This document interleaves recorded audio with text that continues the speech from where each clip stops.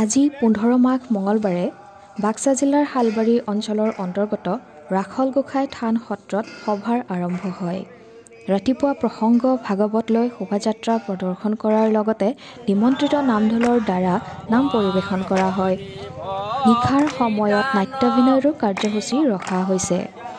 উক্ত অনুষ্ঠানৰ 3দিনীয়া কাৰ্যসূচী অনুসৰি বিটিআৰৰ EM গৌতম দাস, হালবাৰীৰ MCLA জয় মুছাহাৰী, 41 নং ভৱানীপুৰ সমষ্টিৰ বিধায়ক ফণী তালুকদাৰৰ লগতে মন্ত্ৰী UG ব্ৰহ্ম আৰু ৰঞ্জিত কুমাৰ দাসো উপস্থিত থাকিব।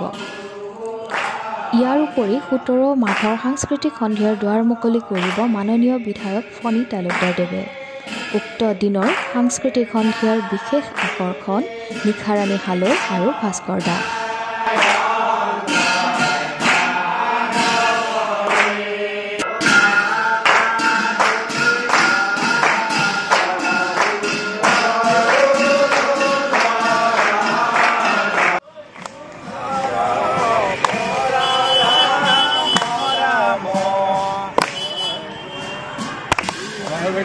বৰতাৰী ৰাইজৰ ৰাখল গোসাঁই থান সত্ৰত আমাৰ প্ৰত্যেক বছৰে মাঘৰ 15-16-17 তাৰিখত সভা হয় আৰু নাম কীৰ্তন অন্যান্য বহুত ভিন্ন ভিন্ন ধৰণৰ ইয়াত পালন কৰে আৰু সকলো দুখন উত্তৰ বৰতাৰী দক্ষিণ বৰতাৰী দুখন লগ লাগি বৰতাৰী এই বৰতাৰী যৌথভাৱে এই উৎসৱটো পালন কৰে আৰু সমূহ ইয়াৰ যিখিনি ল'ৰা ছোৱালী বিয়া দিছে বা ছোৱালীবিলাক বিয়া দিছে গোটেই আহি ইয়াত শৰণাপন্ন হয় আৰু যাৰ যি মনৰ কামনা ইয়াত বিশেষকৈ ইয়াৰ কিছুমান মনৰ কামনা পূৰ্ণ হয় এনেকৈ আমি শুনিছোঁ আৰু দেখিছোঁ ঠিক তেনেকুৱা আৰু প্ৰত্যেক বছৰ আমি এই উৎসৱটো পালন কৰি আহিছোঁ।